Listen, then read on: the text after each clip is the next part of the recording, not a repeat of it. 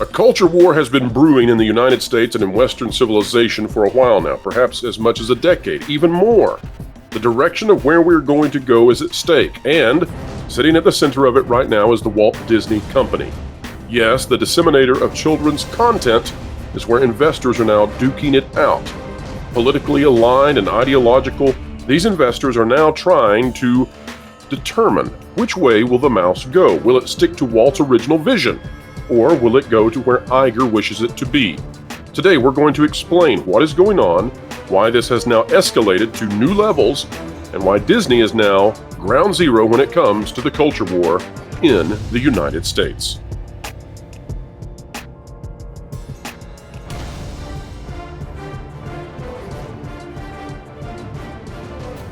Hello folks, welcome back to the place where we are waking up Hollyweird and teaching them how to make money again. They don't want to listen, but we keep telling them, and eventually it's going to get through their noggins, we promise. And it's all because of you. Thank you for joining us and sharing your time. A privilege and an honor. Also an honor to have Lauren Connor and Culture Casino returning to the channel once more. Gentlemen, welcome back. Well, let's head into our article for today and give the folks what the context, I suppose, we all need. This out of Finimize.com. An activist fund has its sights on Disney and it's built up a major stake. Now, we talked about this yesterday, but I want to go back into this because we've got some more information that we want to disclose to you and explain to you what's really going on. It says here, what's going on? So that's great. That's a great question to start off with. That's what we were wondering, Theodore Lee Joseph. Activist fund ValueAct Capital has been building a major stake in Disney, according to news out on Wednesday. But what does it mean? When activist investors buy a hefty chunk of a company, it's because they plan to pressure the firm into changing its ways. So boy, Disney's about to feel some force. Trian Fund Management, that's Nelson Peltz, remember, and Ike Perlmutter now, bought a $2 billion plus stake in the kingdom last year. And it turns out that while Disney stock was hanging around $80 this summer, ValueAct picked up an undisclosed stake that is suspected to be one of the fund's biggest. The two outside influences could be just what the House of Mouse needs. Streaming service Disney Plus has struggled to win over customers, leaving Disney stock stuck on pause. So despite former CEO Bob Iger recently returning to the hot seat, investors celebrated ValueAct's involvement by giving Disney stock a lift. And as you can see, yes, we have had a lift since it was announced that ValueAct has been jumping in. And I want to explain that real quick. And no, we're not distraught over the stock at all. We just report the news here, folks. But here's what's happening, is that now that investors know that Peltz and Morfitt's the guy over ValueAct, now that they know that these two huge investment firms are going to battle it out, well, lots of people expect that's going to lift the stock as they're trying to buy more and more and more and more and more shares. And so separated and divorced from whatever happens with Disney and the quality of its content and how it does on its bottom line, totally divorced from that is this expectation that these two battling forces, which are aligned with the political powers that be, right? You might say that Trian is more aligned with conservative thinking, and you might say that ValueAct is more aligned with leftist thinking. These two groups are going to be going head to head, and because they're going to be buying stock, now investors are expecting, this is going to lift the stock. This is going to raise the value. And so we're in a very strange situation here where the stock is going to act in a bizarre manner. It's going to rise based on this demand that is the culture war. Now, I want to get your guys' opinion on this because we know quite a bit more than we've been talking about, and we still can't say everything. We're waiting, folks, but when the stuff comes out, we're going to point you back to where we left some breadcrumbs so that you know what we were talking about way back when. We're doing our best to give you what we can as it happens. Don't want to burn any sources, though. But what I can say here, gentlemen, is that when it comes to how this has happened, why did ValueAct get involved?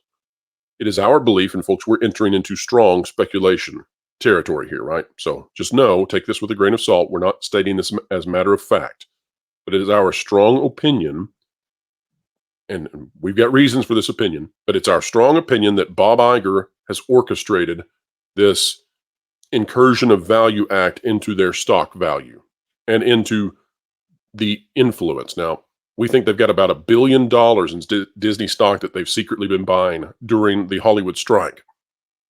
We also believe that ValueAct is in line with what Iger wants, which is heavy coupling with China and a push into this new system of values that Disney has taken on. And at the same time, we believe that Trian, based on their statements regarding DEI and ESG, we believe that Trian is of a more conservative mindset and they want to go back to the originating vision of Walt himself. So, guys, I want to go to you now. I don't think we're overstating it. This is the ground for the culture war. This is where it's actually happening. You know, when you look at the Cold War in history, right, there were proxy wars that happened. In the case of the culture war, you know, we're not duking it out on the streets. There are places that the battle happens, and it appears to me that Disney right now has just become the place for the influential, for the highly, what would you say, the ultra rich and powerful to battle out the future of children's content and what we're going to disseminate all through entertainment. Culture, I want to go to you first. Who's going to win this, and why do you think so? Look, I wish I had the answer to that. I would suspect that both parties that are involved in this are interested in winning. They're in it. They're playing pretty pretty aggressively. Finding out about ValueAct in the last several days was very interesting, especially since most of the time we're not caught by surprise because of how reporting is supposed to work when you acquire large amounts of shares of anything, whether it be Disney or not.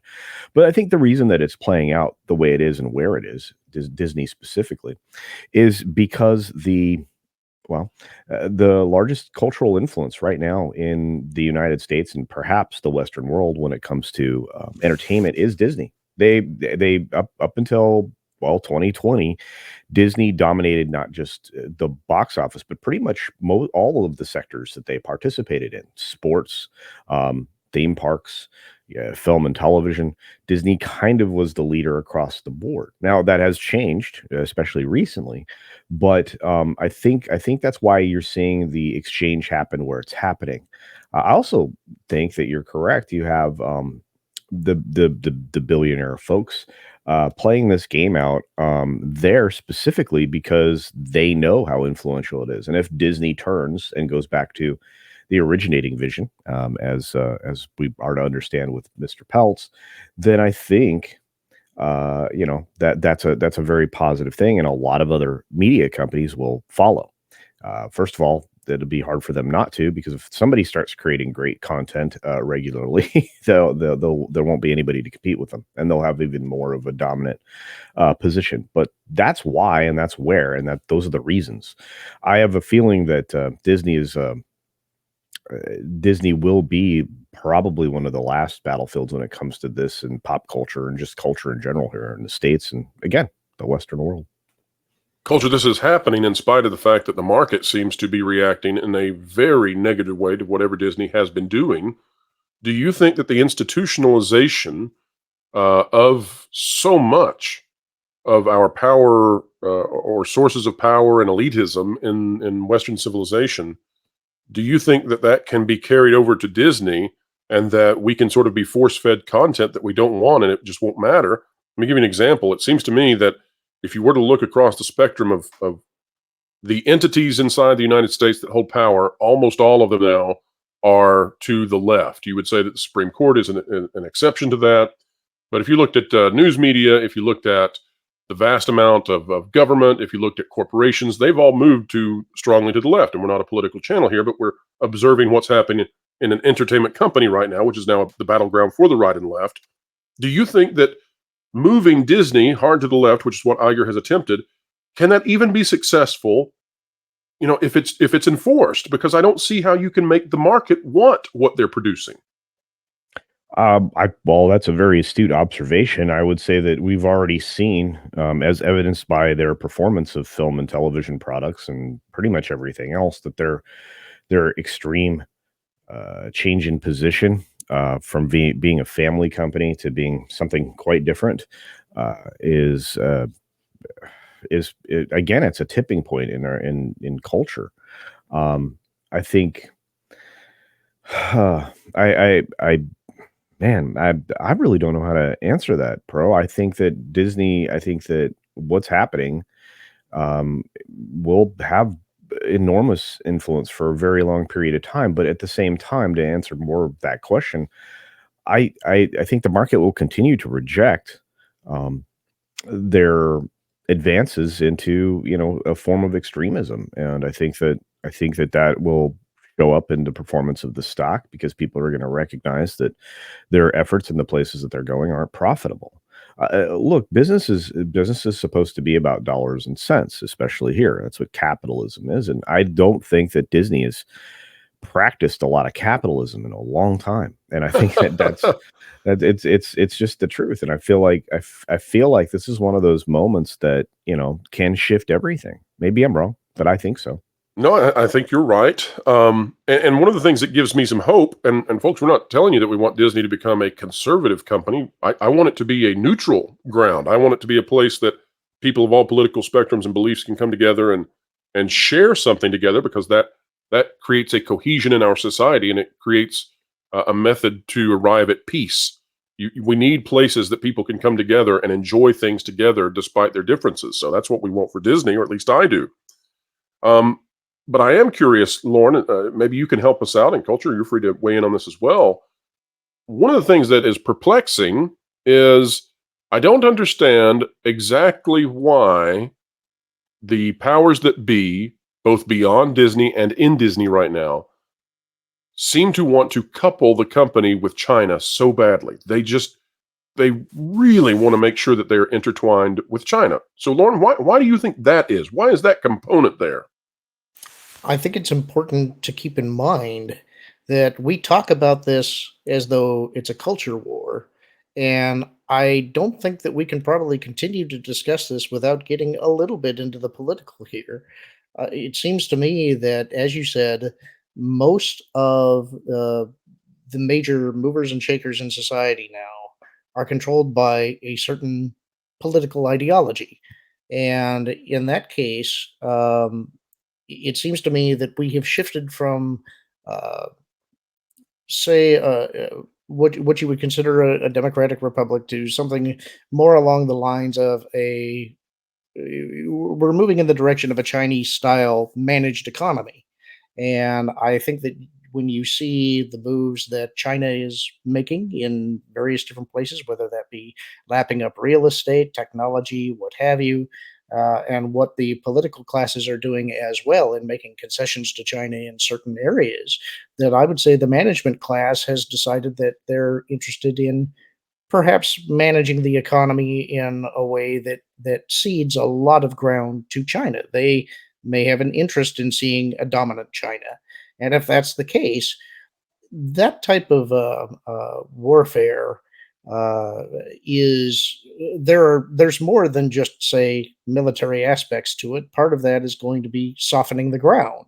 So when you're talking about what the impetus behind this is and whether or not this will stick, how this could work when the audience is rejecting it, I think it depends on whether you're looking at short term or long term. Short term, they are likely going to continue to have their content rejected. But if you look at this as a sustained effort where they're trying to propagandize the public and especially the young, then you can change the way a society thinks, where they may be more welcome to their new Chinese overlords. And I think that may be some of what these people are thinking. So let me shine a little positivity then, because um, you know, well, let me just give you this, and you guys tell me what you think about it. Recently, we have, and I mean within the last few days, we have seen statistics coming out of the Marvel situation that I think give incredible hope. Our side, I think, has been presented as wanting Marvel to be this homogenized, uh, Caucasian-led kind of franchise, and we're women haters and all that, which utter nonsense, total, complete nonsense, gaslighting of our position. Our position is that we believe in character development for all characters, no matter their background or ethnicity, and we're offended when characters who are female or minority are not given the kind of character development that the other characters were given, and then the expectation is that you'll just go buy the stuff out of your desire to be virtuous. We think that's utterly despicable, and that's been the strategy at Marvel. Well, now we've seen statistics that show that young people are no longer going to see Marvel movies in the way that they were in the past. And so one way that you would look at that is you would say, well, why are the older people still going to see Marvel movies? Although every group declined, but under 24 really declined, and under 18 declined even more steeply. And the reason that you might say, well, the older, crowd, the reason that they're still going to see the Marvel movies is because there's a pattern built into them now, right? People have over their many years come to expect quality out of Marvel, and it's harder to break that pattern and the expectation. The brand loyalty is also there. But young people have been suffering under basically phase 4 and 5. For many of them, they were too young to go see phases 2 or 3, or maybe they caught the end of phase 3. They don't have that same brand loyalty. They don't have that same familiarity with Marvel that the older crowd had that grew up through phases 1, 2, 3, etc. And so what this is showing, I hope, and I think its reality is that as you call them, Lauren, the managerial class, right? That's what we're calling this. As they've tried to force feed us bad content, but it's virtuous bad content, it seems like young people have rejected it. Now we don't have roving bands of teenagers out there saying down with Marvel. They're just apathetic towards it. So do you guys think that there's hope that the market is strong enough that it will reject bad quality, even if that bad quality is part of some bigger political scheme that they have? I don't know that it necessarily works that way. When you're talking about the younger people perhaps not being as engaged, I think part of that is that they don't really have a tie to the source material. When's the last time you saw a spinner rack at the grocery store? That's a good point. To the young That's people, a really good point. To the young people, it's not about the comic books. To them, Marvel is the movies. Lauren, tell us what a spinner rack is, though, because there's going to be people out in the audience who don't know what that is. Tell us. That is so depressing. When I was a kid, I mean, you'd go to the grocery store and there was a rack that was circular that spun around, and it had slots for your comic books that were there. And so in my case, every Tuesday, they refreshed all the comic books, and it was a big deal because you'd go down to the store and you'd pick out all your favorites. And then when Lauren found something he liked, he pulled out his Rolodex and found the friends that he needed to call to tell him about it. Thank you for that, Pro. I appreciate that. Yeah, this was if you weren't going to a comic book store, and before the kind of comics collapse in the mid to late 90s, a lot of people got their comic books at the grocery stores. And then after that kind of collapse, it became more of a collector market, which is actually in part what killed the comics in that time period, and everything sort of moved to the comic book store, and the prices rose as they tried to bring people back with, say, for instance, nicer paper, glossier covers. They were trying to find ways to recoup costs on the loss of people that were reading, and it's been kind of a downward trajectory ever since. So I think some of the younger crowd, they don't have that tie to where all of this comes from. They just have the movie. So to them, it's a movie property. And when it stops serving what their particular interest is, they're just moving on to whatever the next thing is. I want to insert here, too, why I'm so concerned about this coupling with China. And that seems to be the modus operandi for Bob Iger. It seems to be the modus operandi for so much of what we're seeing in terms of this investment firm that we believe Bob Iger has brought on. The issue that I take here, there's some good in being coupled to China in that it might result in peace. Because if you couple economies enough, then perhaps it's too dangerous and too devastating to go to war. But the issue I have with Disney is that, one, the values that Disney is now projecting, I don't necessarily always agree with, and so I don't know that I want them being projected into China. But then, two, I look at it and I say, well, what's really happening is even worse. It's more nefarious. They pump in these values into our young people who are still watching, if there are. Bluey is dominating everything, and it's not made by Disney and has traditional values, so what does that say? But the values that Disney attempts to pump into North America and beyond are not the same values that they pump into China. They scrub all the stuff out of the Chinese releases, and they make it exactly what China wants. And so that gives you two major problems. Problem number one is you're pumping in cultural messages into the West that are damaging. And then problem number two is that you're going into China with something else and giving them the good content, I suppose, but also you're giving China leverage over your company. And so that's two ways that this is going poorly. So guys, I want to ask you, as we wrap up today, why is this important enough that folks out there should care? Like, what's at stake here? What are the stakes in this culture war over the Walt Disney Company, which I believe is being waged from the highest levels of institutions in Western society and in China as well? I think it always and always will come down to power. The influence of the corporations, as I suggested early on, especially a company like Disney, can't really be overstated very easily because at every level, it has a significant amount of influence.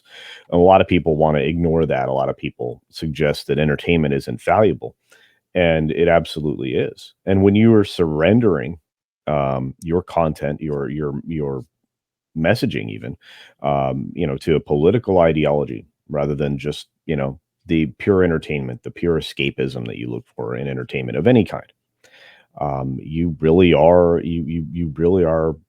willfully trying to influence the direction of any, whether it be a culture, whether it be a political movement, or any of those things. I think the most disturbing part of all of this is that, as you suggested, Disney's not only allowing for China to control their direction, they literally are guilty of, I would say, backstabbing an entire country, if not an entire world, for one political position, and aligning yourself with one of the most dangerous countries in the world, or the most dangerous country in the world, is not good. And I know that is it fair to say, culture, that the institutional powers over the West seem to be not completely aligned with at least the society of the United States? It feels like the representation levels are askewed here. Is that fair to say? Yeah, but I would say that they're heavily influenced by a whole lot of money right now, and I think Sure, that and money that's flowing out of Beijing. exactly. Yep, Yeah. yep. Well, Lauren, I want to give you the final word on this. You have watched, as this has been devastating, of course, to Star Wars, a brand that you love. We're watching what's happening with Marvel right now. And, the desire by these groups coming in now to try to fend off Nelson Peltz and the Trian Group is that Disney should keep going in the same direction. Do you think that's sustainable, or do you think this is the end of Disney if those folks get their way and try to use it as a Trojan horse for new cultural values? It depends. And this is part of why I think that we have to start looking at this as more of warfare than just cultural warfare. Because ultimately, your goal, if you are conducting asymmetric operations, is to demoralize your opposition. And so it's less important necessarily that the public eat up your content than, if they are not willing to do so, then you at least deprive them of what they want. It becomes a situation where you are just demoralizing your audience. The other part of this is the economic side. And while the stock can be propped up, at least in the short term, if they continue to have ValueAct continue to buy shares, um, I think it's important to remember that the money supply, because we're on a fiat currency, can be artificially inflated by just continuing to print money. And when you have the government and the organizations, large corporations that are of the same ideological bent, fellow travelers are going to fellow travel, and they can continue to try and prop things up as long as they control the money supply and all agree with each other. So it really depends, I think, not necessarily on what the audience wants, but how they decide to rein in their government. And I think that is maybe going to be the longer term deciding factor in whether this is sustainable or not. So I don't think that we're going to know for a while. Folks, if you think we've lost it, if you think we're off our rockers, the thing I would remind you of is Star Wars could have brought back Luke Skywalker at any moment, and they would have made billions and billions and billions and billions of dollars and would have dominated the toy industry with Luke Skywalker and Baby Yoda toys everywhere. They could put Luke Skywalker in the original Star Wars cast, Princess Leia, Han Solo, etc., and that galactic star cruiser, and it'd be filled to the brim right now. They would have reservations completely at capacity all the way through the next 2 years, and instead they shuttered it and they closed it. There's something to be said about the fact that this is a company that will not acquiesce to what the market wants. what the average consumer demands.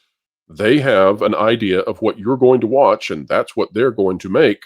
And the facts on the ground be damned. So, folks, that's what we are watching. Of course, we're not ignorant of the fact there are competitors and that capitalism is still functioning, but there's something funny going on at Disney, and it is indeed the culture war battleground for now. And we'll be continuing to cover that, of course. You probably won't hear this sort of thing anywhere else, but that's what's going on between Nelson Peltz and Mr. Morfitt, who their investment firms are going head-to-head, and there are big players across the world behind them, each side wanting to win. Folks, make sure you check out Lauren Connor of That Park Place and Culture Casino. The links to their content down in the video description below. You want to click on that and find out what they're doing, because they have excellent stuff that you just don't want to miss. Also, please don't miss clicking that like button, share, subscribe, and when you click it, you stick it to the algorithms. It's the notification bell. Drop a comment down below. Let us know your thoughts. We covet your comments. We care about what you think. Remember not to take anything that we've said today as financial advice. If you need financial advice, seek out your own financial advisor in your local area who is competent and credentialed.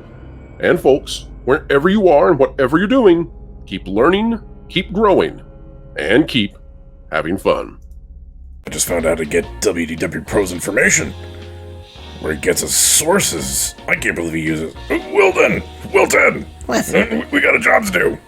It's easy to hack into WDW Pro's computer. You're kidding me. That's awesome. You know any other stuff? Yeah, just Jonas Campbell told me. Sweet. Said Pro underpaid him or something. A few minutes later.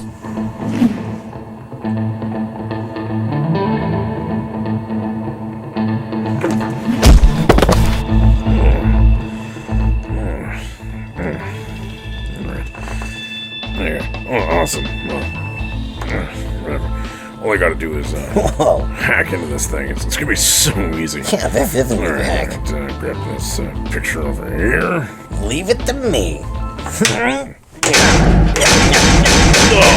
Oh, no. Oh, Wilson. Job done. What? No, all we had to do was use the picture because he uses face unlock. Now we gotta go to thatparkplace.com and sub to him and his team on YouTube. Oh, well, I already did that because I'm smart.